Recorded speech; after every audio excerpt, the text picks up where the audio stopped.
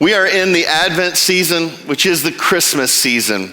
And I hope that you are having a wonderful time on Christmas. If there is a time or a spot where that is hard for you, whether you've had a loss in your family or just something just isn't quite shaping well for you, I just want to kind of bring back around to the longest night service, which will be on the 21st. That's next Sunday in the evening at 5:30 that Jess mentioned earlier. We would love to have you. It's a contemplative service, very reflective, very important. And if, like we say every once in a while, if the sugar and cinnamon of Christmas isn't really where you are right now, we get it.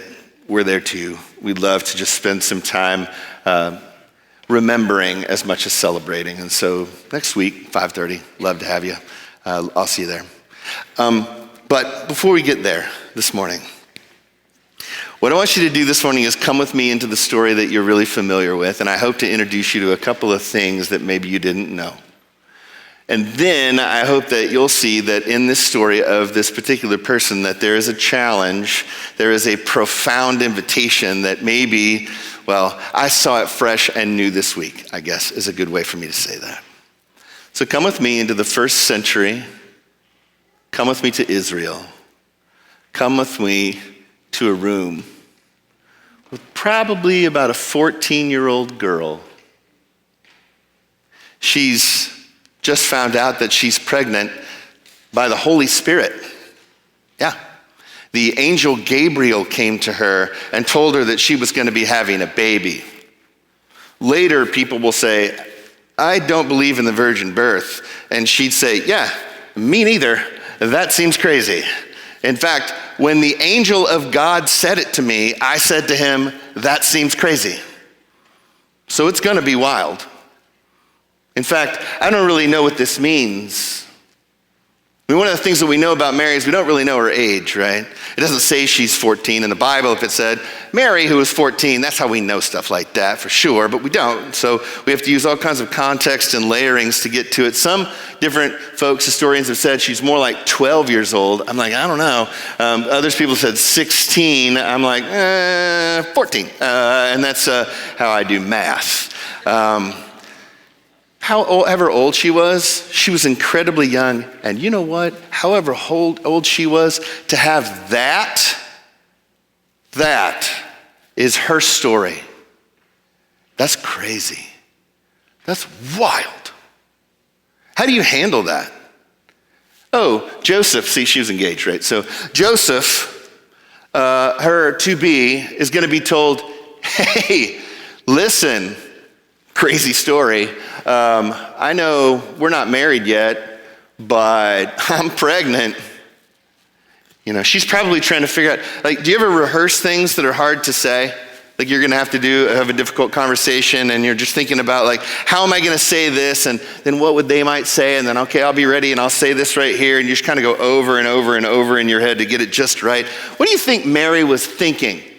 What do you think the rehearsal was like for that young lady? To tell him that. She's going to break his heart. Going to. He's so noble too.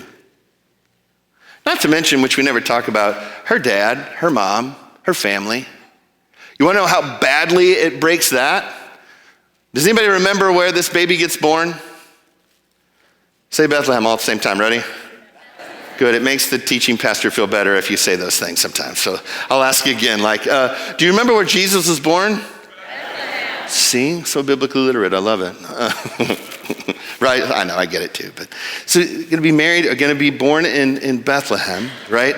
So do you remember, they're going to Bethlehem because there's a census and their family has to go to Bethlehem because that's where they're from, right? So that's where we're going to do that. So it's the town where you're from. So do you think there's probably some family that live there? Of course, because that's where you're from. And who else is coming to the place where you're from because there's a census and all the family has to go to the same place? Your whole family. So let's just imagine that your whole family goes to a place where your family lives. You're 9 months pregnant and there's no room for you. This is personal for her. She is told by people that have raised her, there's no place for you.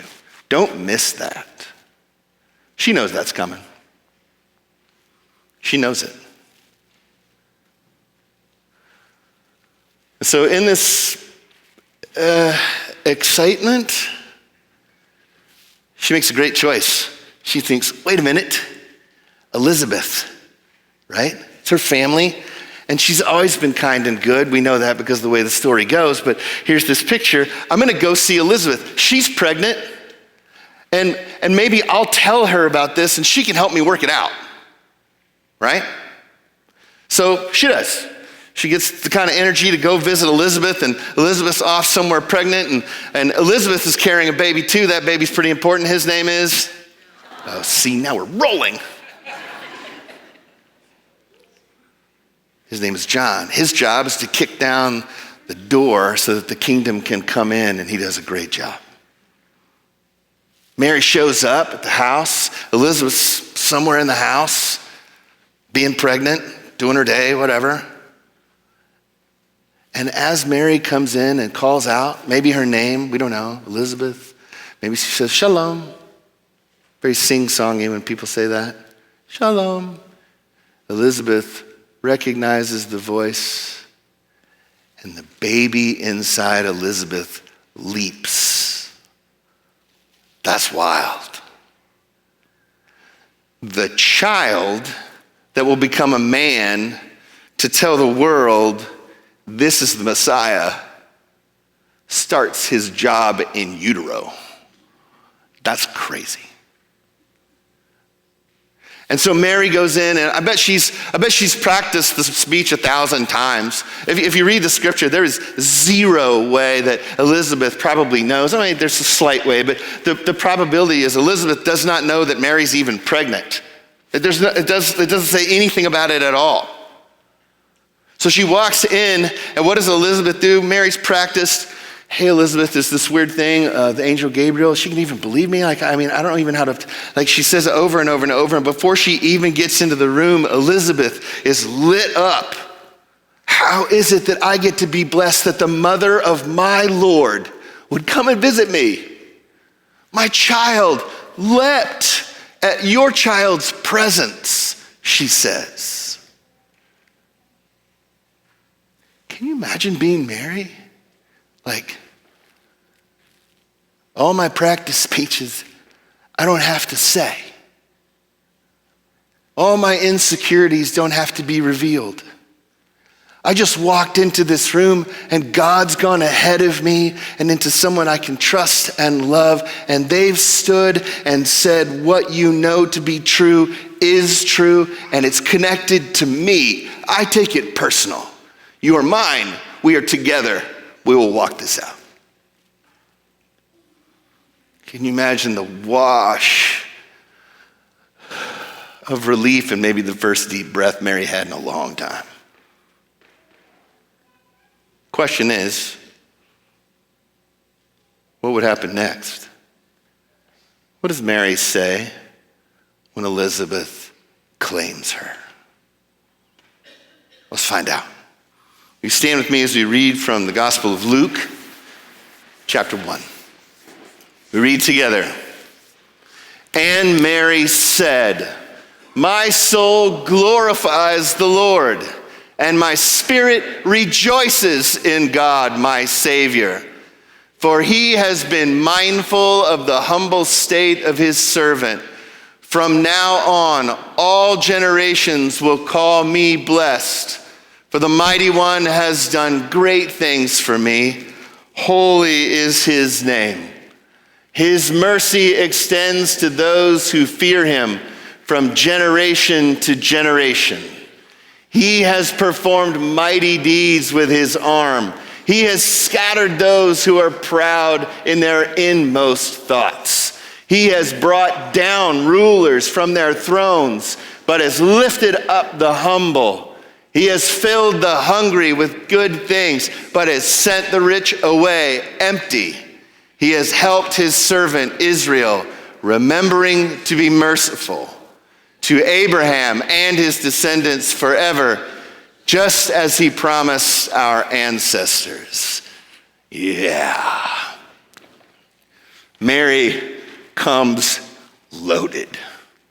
She comes out with the kind of fire that I would love to have in the greater challenge of God's story. Wouldn't you?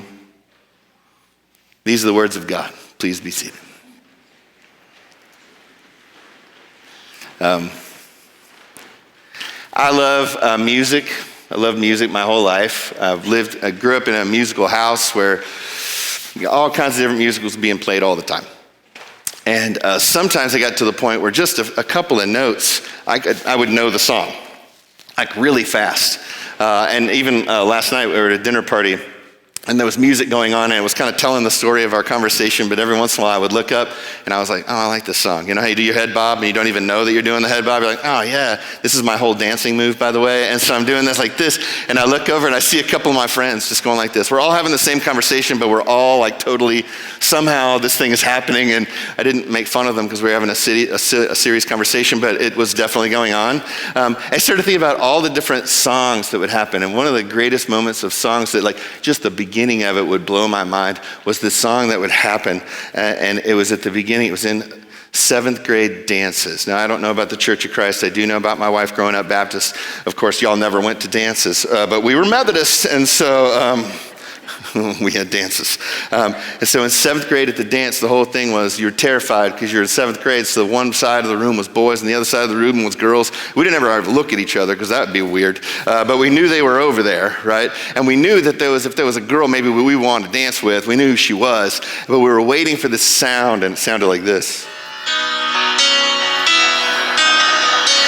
And so we would start going, all right, where is she? I told my friends I was going to ask her to dance.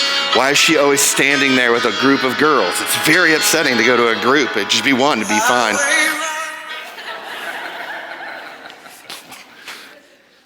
And if you were lucky, you got to dance to Faithfully by Journey. Tell the story for years. Remember that time I asked that girl to dance that I don't even remember her name now, to Faithfully by Journey. Right? So songs can have this like connection to us, right? They kind of flow into us. Mary sings a song. This is a song. But it's a song that we are intended to recognize. It's not one that she sings that's sung for the first time. This song comes from somewhere else. The song that Mary sings is almost the exact structure and message of another song in the Bible. It's the song of Hannah. Now, if you don't remember who Hannah is, Hannah was a young girl, a woman, that could not have a baby. And it was her only desire. She was desperate to have a child. And so she prayed to God to give her a baby. And the way that she did it was she just poured her whole self out. And she essentially said, if you give me a child, I'll give it right back to you as a priest. And that's exactly what happened. She had a baby, and she gave that baby away to be raised as a priest. And that baby was called Samuel. And Samuel was the one that anointed kings. And one of those kings was David. And that throne is the throne that Mary's son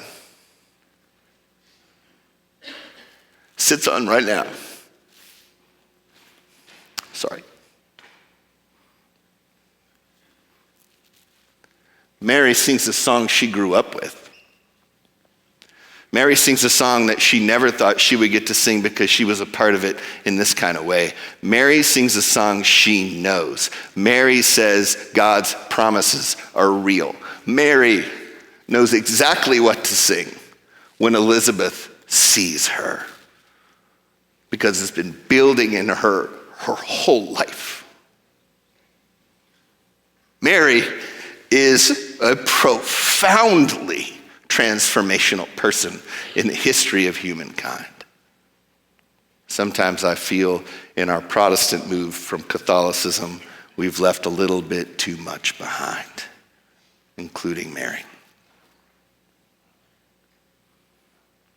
So what's her song? first part is how she gets that song. Because I think it says a lot to us today about how we might get our own. And it looks like this. Most of the time, God whispers to our hearts. He doesn't come screaming down the lane. He whispers to our hearts the most transformative things, even the invitations. And he's come to Mary her whole life long.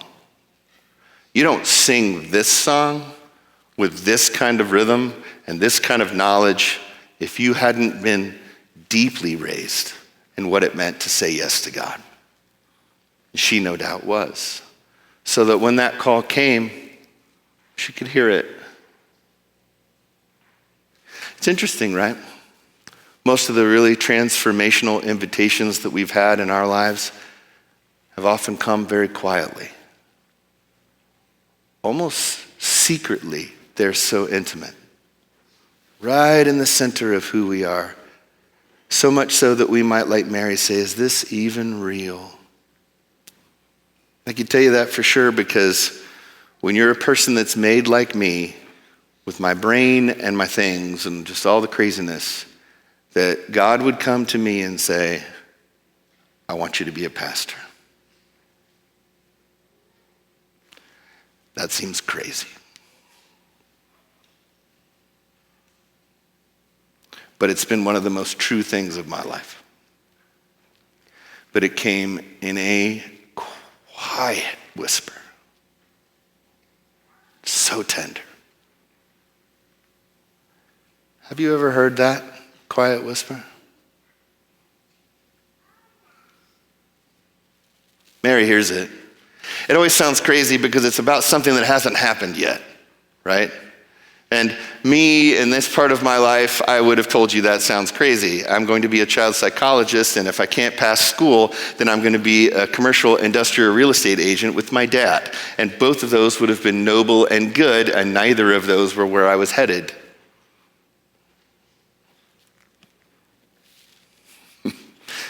And so what Mary does is what we're called to do. She goes to a place that's safe to say out loud the unfathomable whisper, to see if it has life. So do you have a place like that? Do you have a place where you can come and say, I actually believe that the world, as dark as it is right now, is going to be completely transformed because the church is going to wake up and walk out its mission in this world in such a way that love will expose the kingdoms all around us that take away and oppress, and that the church is going to be the answer when we awaken to who we are called to be and how we are equipped to be it. I believe that. I'm all in on that, right? So you say that in church with your family. And you look around and you see some people like, guy's so weird, what's he talking about? And then many of you that are like, that's right, let's go. And I'm like, ooh, what'll be that like when it rises? Do you have a place? Do you have a family? Do you have a person that you can go to and say, I think I'm called to do this other thing. I think I'm supposed to do something else or something more. Or I think I need to reorder the way that I understand my resources. I think I need to reorder the way that I understand what it means to be a father or an employee or a student or a teacher or whatever it is. I think I'm being called to something different, and I don't really fully know what it is, but I think I'm being called out to do something more extraordinary. And I don't think it's going to be like crazy. I think it's actually going to be something I can do. I think I can see it. I can see it. I can touch it. I can taste it. It feels challenging, but it's real. Right? What can you say that? So that people will say, that's right. That's right. That's right. You walk that out. Because that's who you are. You're more than that. You're exactly what God is whispering in your heart. That's right. That's to be the church. It's to be our families. It's to be each other. Mary finds that in Elizabeth. And for that, the final thing of this crazy song. She essentially in this song says what is going to happen.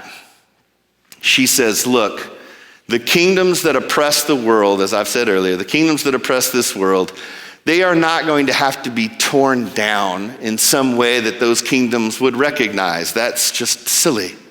That's just like meeting hate with hate, and that never works, not one time. It just doesn't.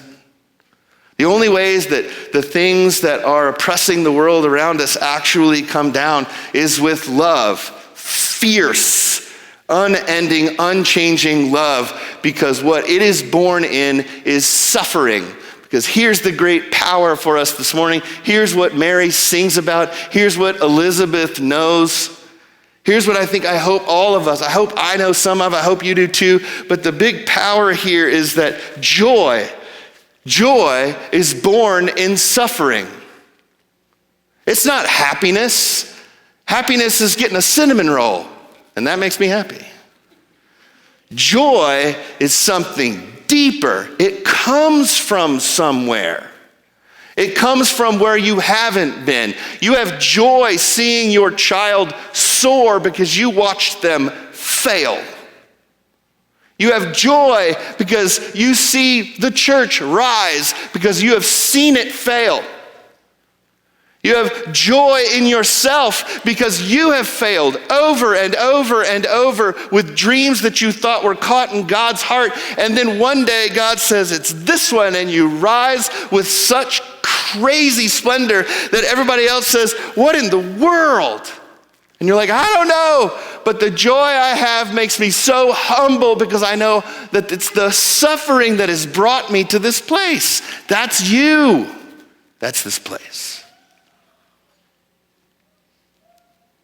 I mean, that's the power of it all, right? Joy isn't something that we get because we feel good about a song. Joy comes from that place that we have survived. And that's Mary. You want to know how practical that gets? It's historical, but it's practical. We were talking about it last night. So just be patient for a quick second. I'll make this fast. The French Revolution. I know you were thinking, I thought we were going to the French Revolution. Yeah. I was right. I tell you right here. The French Revolution was a time that looked very similar to the one that we're in right now because the very, very wealthy were getting farther and farther away from the very, very poor. And what essentially happened is there started to be a hate that grew from the very, very poor for the very, very wealthy. You can feel some of that now if you're quietly paying attention, or even sometimes if you're not so quietly paying attention. What happened there was that finally the masses had had enough, and the French Revolution happened. And it is a wild part of history if you hadn't read it lately. Wild.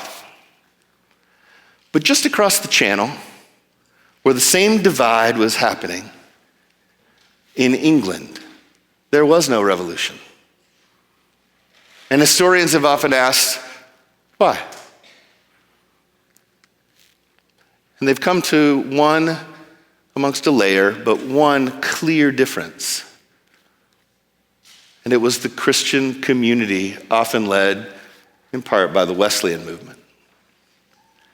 Because what they said was this: every human being is the same, full of sin and brokenness, and beautifully made. There is no difference between people. We all need to be saved by love. No matter who you are, it doesn't matter. Which means that every human being matters. Everyone, every single one. You never lock eyes with another human being that doesn't matter to God, and they got that. And that whole nation started to change because it didn't matter who you were. What they all started to do because of their faith life was to work through all the things that needed to be done so that everybody could begin to have the opportunity for a life that was in front of them, and they did it. It's a powerful moment when the church rises and everybody remembers who they are. The opportunity that we have on this little ridge is exactly the same. And no doubt, it won't be happiness. This will be hard. But there will be joy.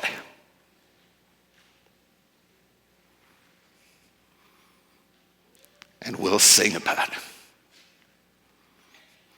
Will you pray with me?